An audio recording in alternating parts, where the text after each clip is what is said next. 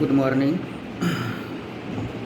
आज का BA third year का मौलाना अबुल कलाम आज़ाद का ये चौथा पीरियड है। इस पीरियड में हम मौलाना अबुल कलाम आज़ाद इनके वैज्ञानिक दृष्टिकोण और सामाजिक कार्य के बारे में चर्चा करने जा रहे हैं। जिस तरीके से हमने देखा कि मौलाना अबुल कलाम आज़ाद ने जो एजुकेशन के बारे में अपने विचार प्रकट किए थे कि भाई प्राथमिक एजुकेशन, माध्यमिक एजुकेशन और पदवी, ये एजुकेशन मजबूत होना चाहिए। और उसी के साथ साथ जो है तो शिक्षण में स्वयं रोज़गार यानी कि रोज़गार हमी ये बहुत मायने रखता है। विद्यापीठीय पाया जो है वो मौलाना अबुल कलाम आज़ाद इनकी सिफारिशों की बदौलत ही जो है तो रखा गया। भारताचा शिक्षण मंत्री म्हणून मौलाना आझाद हे 1947 ते 1958 या 11 वर्षांच्या प्रदीर्घ काळापर्यंत या पदावर आरूढ होते। मौलाना आझादांची भेट घेतल्यानंतर सईद नकीसी नावाचा पर्शियन विद्वानाने आपल्या डायरीत असे लिहिले आहे की भारत राष्ट्र आणि त्यातील शासन हे फार भाग्यवान आहे की त्यांना मौलाना आझादसारखा हुशार शिक्षण मंत्री भेटला। त्यानंतर त्यांनी 5 सूत्री कार्यक्रम मांडलेला आहे। तो 5 सूत्री कार्यक्रम अशा स्वरूपाचा आहे। नंबर 1 आहे शालेय शिक्षणाच्या वयोगटातील विद्यार्थ्यांना सक्तीचे प्राथमिक शिक्षण। नंबर 2 सर्व वयस्कर निरक्षरांना सामाजिक शिक्षण देने, यानी कि जिनकी उम्र हो चुकी है, ऐसे लोग जिन्होंने तालीम हासिल नहीं की, ऐसे लोगों को जो है तो सख्ती से जो है तो शिक्षण देना और उनको साक्षर करना। नंबर 3 है माध्यमिक शिक्षण आणि उच्च शिक्षणाचा सुविधांचा व गुणवत्ता सुधारण्याची योजलेली अंमलबजावणी। नंबर 4 राष्ट्राच्या गरजा ओळखून तांत्रिक आणि वैज्ञानिक शिक्षणाचा विकास। नंबर 5 समाजातील सांस्कृतिक जीवनाच्या उद्धारासाठी कला, मनोरंजन आणि इतर क्षेत्रांच्या विकासात प्रोत्साहन देणे। आता सामाजिक शिक्षणाची गरज कशासाठी? आजकल कहा जा रहा है कि सामाजिक शिक्षण की जो है तो ज़रूरत नहीं है और जो जहाँ पर साइंस और टेक्नोलॉजी को जो है तो ज़्यादा से ज़्यादा बढ़ावा मिलना चाहिए। लेकिन मौलाना अबुल कलाम आज़ाद ने जो है तो उस ज़माने में सामाजिक शिक्षण के बारे में बहुत ज़्यादा जोर दिया। और सामाजिक शिक्षण जो है तो वो समाज को सुधारना देता है, समाज को तिलांजलि देता है, समाज में सुधारना पैदा करता है, एक समाज को नई दिशा प्राप्त करने का काम करता है।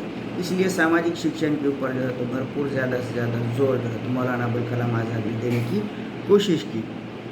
नैतिकता, बंधुभाव, राष्ट्र प्रेम और देशभक्ति, ये तमाम चीज़ें जो है तो सामाजिक शिक्षण से जो है तो एक विद्यार्थी को हासिल हो सकता है। लेकिन साइंस और टेक्नोलॉजी की वजह से यहाँ पर तो उल्टा ही हो रहा है। वही टेक्नोलॉजी की बदौलत जो है तो यहाँ पर देशद्रोह निर्माण हो रहा है, देश के साथ जो है तो मुखालिफत की जा रही है, हिंदू मुसलमान की जो है तो झगड़े क्रिएट हो रहे हैं। और टेक्नोलॉजी के ज़रिए जो है तो बम बनाकर जो है तो लोगों में अफरा तफरी का माहौल जो है तो पैदा किया जा रहा है, जिसकी वजह से आतंकवाद जो है तो आतंकवाद को बढ़ावा मिल रहा है। लेकिन यहाँ पर सामाजिक सौहार्द जिसे कहेंगे, जो आपस में मेल मिलाप है, प्रेम भावना है, वो दिन ब दिन ख़त्म होती जा रही है। हम जहाँ परिस्थिती देखतो त्या गोष्टी आरूढ झाल्यानंतर मौलानाने सामाजिक शिक्षणाची गरज याकडे लक्ष केंद्रित केले। सामाजिक शिक्षणाची संकल्पना नागरिकांमध्ये सामाजिक सहिष्णुता व बंधुभाव या बाबीवर त्यांनी भर दिला। सामाजिक शिक्षणात त्यांनी कला, साहित्य, लोकसंगीत, नाटक आणि मनोरंजनात्मक कृतीवर भर दिला। सामाजिक शिक्षणात मौलानांनी वैश्विक बंधुभाव आणि राष्ट्रप्रेम व लोकशाही यांचा मेळ साधला जावा हे विशद केले। सामाजिक शिक्षणाचा प्रसार खेळी व प्राथमिक शिक्षण महत्त्वाची भूमिका बजावतात, त्यासाठी त्यांनी 12 कलमी कार्यक्रम आखला। आता वैज्ञानिक दृष्टिकोन जो आहे तो वैज्ञानिक दृष्टिकोन कशा स्वरूपाचा आहे तो आपण पुढे पाहू. शिक्षणातून जनसामान्यात वैज्ञानिक दृष्टिकोन वृद्धिंगत व्हावा म्हणून मौलानांनी शिक्षणात विज्ञान आणि तंत्रज्ञानाचा प्रसार व्हावा यावर भर दिला. त्या अनुषंगाने त्यांनी अभियांत्रिकी, तंत्रज्ञान, विज्ञान, कृषी आणि वैद्यकीय शास्त्राशी शिक्षणाची जोड देण्यात यावी हे नमूद केले. त्याशिवाय राष्ट्रीय स्तरावर ठिकठिकाणी वैज्ञानिक प्रयोगशाळा व संस्थांचा विचार केला. विज्ञान एक हद तक ये भी ज़रूरी है कि जहाँ पर जो है तो 10 लोगों का काम एक मशीन अगर कर सकती है और कम से कम समय में कुछ अगर काम होता है तो अच्छी बात है. वहाँ पर विज्ञान या टेक्नोलॉजी को जो है तो आप यूज़ करते हैं. लेकिन समाज की बर्बादी या देश की बर्बादी के लिए अगर कोई टेक्नोलॉजी का यूज़ होता है तो वो घातक हम कह सकते हैं. इसी तरह से जो है तो विज्ञान की जितनी आवश्यकता है, जितनी ज़रूरत है उतना ही आप इस्तेमाल कीजिए. अननेसेसरी विज्ञान का इस्तेमाल करना यानी कि मौत को दावत देने के बराबर है. शिक्षण आयोग. आता शिक्षण आयोगाबद्दल आपण मौलाना अबुल कलाम आझाद यांचे जे विचार आहेत ते पाहू. स्वतंत्र भारताच्या अपेक्षा आणि गरजांना ओळखून मौलाना आझादांनी 1948मध्ये विद्यापीठ शिक्षण आयोग आणि 1952मध्ये माध्यमिक शिक्षण आयोग या 2 आयोगांची स्थापना केली. मौलानांची डॉक्टर राधाकृष्णन यांच्या विद्वत्तेवर एवढी श्रद्धा होती की त्यांनी डॉक्टर राधाकृष्णन यांना विद्यापीठ आयोगाचे अध्यक्ष बनविले व त्यांच्या शिफारशीवर अंमलबजावणी करण्याचा आदेशही दिला. 1953मध्ये मौलानांनी विद्यापीठ अनुदान आयोग या महत्त्वपूर्ण संस्थेची स्थापना केली. आता मौलाना आझादांचे जे सामाजिक विचार आहे ते आपण पाहू. मौलाना आझाद यांचे जे सामाजिक विचार आहे त्यामध्ये त्यांनी अंधविश्वास, अंधश्रद्धा जिसे हम कहते हैं, ते अमान्य आहे. त्यांनी ती अमान्य केली. मौलाना खैरुद्दीन यांचे शिष्य त्यांना मौल्यवान वस्तू भेट करीत व त्यांचे हाताचे चुंबन घेत तसेच पुढे त्यांच्या पायावर झुकायचे. त्यांचे शिष्य मौलाना आझादांनी आपला पीर म्हणून, जिसे हम गुरु कहते हैं, आद्य गुरु, पाहत असत. परंतु मौलाना आझादांना अशा प्रकारची अंधविश्वासावर आधारलेली गुरु शिष्य पीर मुरिदी परंपरा स्वीकार्य नव्हती व त्यांनी या परंपरेचे पालन करण्यास नकार दर्शविला होता. त्यानंतर पत्रकारितेतून समाजकार्य.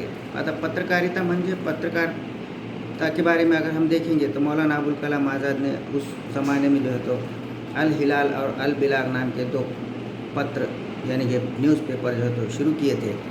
तो इसके बारे में जब चर्चा किया जाएगा तब हम ये देख सकते हैं कि अल हिलाल आणि अल बिलाग या साप्ताहिकातून मौलानांनी सामाजिक जागृतीबरोबरच राष्ट्रीयत्वाची भावना बळकट व्हावी म्हणून लोकांपर्यंत संदेश पोहोचवला. तसेच या वृत्तपत्रांनी स्वातंत्र्य लढ्यातील मुस्लिम सहभाग वाढविला आणि सर्व धर्म समभाव ही भावना वृद्धिंगत केली. याशिवाय मौलाना आझादांनी मुस्लिम लीगचा धर्मावर आधारित राष्ट्रीय सिद्धांताचा हा देखील विरोध केलेला आहे. त्यांनी भारतीयत्वाची जाण निर्माण करून मुस्लिमांना स्वातंत्र्य लढ्याचे महत्त्व आणि कुराणाची शिकवण या विषयी सामाजिक भाव निर्माण करण्याचा महत्त्वपूर्ण कार्य येथे केलेलं आहे.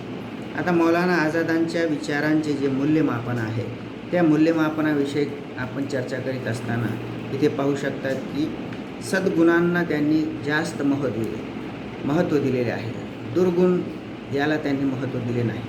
भारतीय स्वातंत्र्य लढ्यातील मुस्लिम विचारवंतांमध्ये आझादांचे स्थान आगळे वेगळे आहे. राजकारणात इंग्रज सत्तेचे जे कट्टर विरोधक होते, आधुनिक शिक्षण पद्धती व समाजकारणात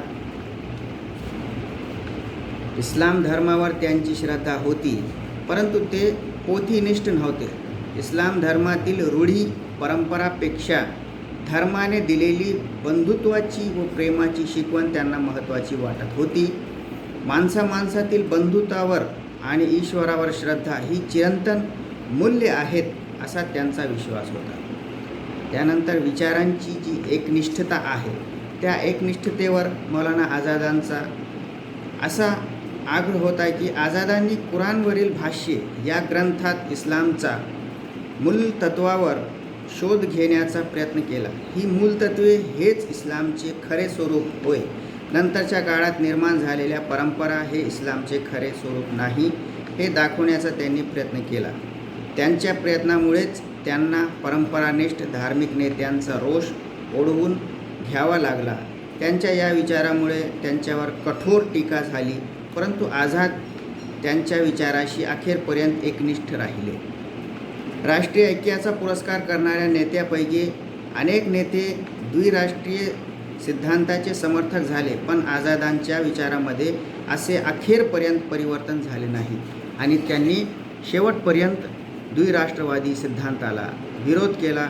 हिंदू मुस्लिम ऐक्यावर त्यांनी जास्तीत जास्त भर दिला आणि या देशाला प्रेम, सौहार्द, राष्ट्रभक्ती आणि धर्मनिरपेक्षता प्राप्त करून देण्याचा सर्वात मोठा वाटा मौलाना अबुल कलाम आझाद यांना जातो. म्हणून मौलाना अबुल कलाम आझाद यांच्या विचारावर जितका आपण अभ्यास करू तितका कमी आहे. म्हणून इथे त्यांच्या मूल्यमापनावर किंवा त्यांच्यावर अनेक प्रकारची झालेली जी टीका आहे ती देखील आपण इथे पाहू शकतात. म्हणून इथे मी थांबतो आणि नंतर आपण पुढच्या नवीन प्रकरणावर प्रकाश टाकू. धन्यवाद.